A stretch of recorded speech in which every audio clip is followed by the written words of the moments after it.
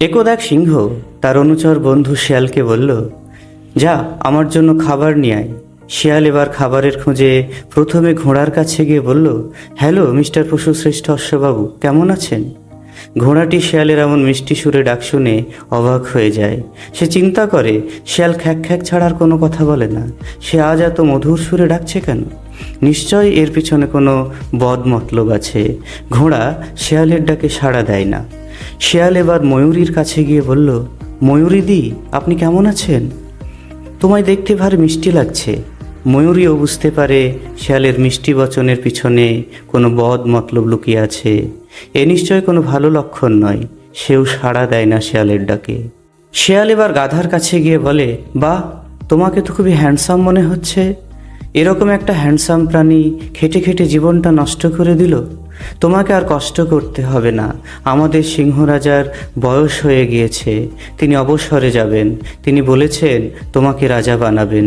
চলো আমার সাথে সিংহের কাছে চলো। গাধা খুব খুশি হয়, শিয়ালের সাথে সিংহ রাজার সিংহাসনে আসে। সিংহের কাছে আসা মাত্রই সিংহের এক থাবায় গাধা তার দুটো কান হারায়, কিন্তু কোনো রকমে পালিয়ে সে যাত্রায় প্রাণে বেঁচে যায়। শিয়াল গাধার পিছু পিছু ধাওয়া করে, কাছে এসে বলল, এত বোকা হলে তুমি রাজা হবে কিভাবে?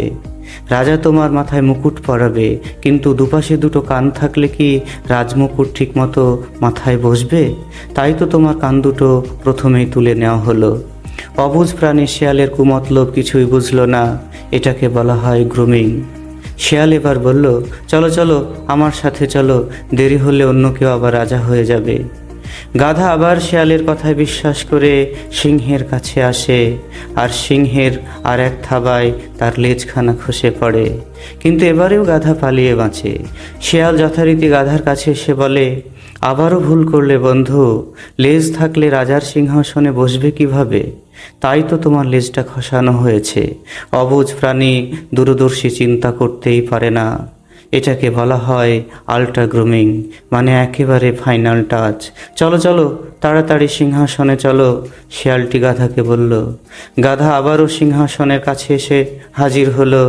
এবার আর সে প্রাণে বাঁচতে পারল না।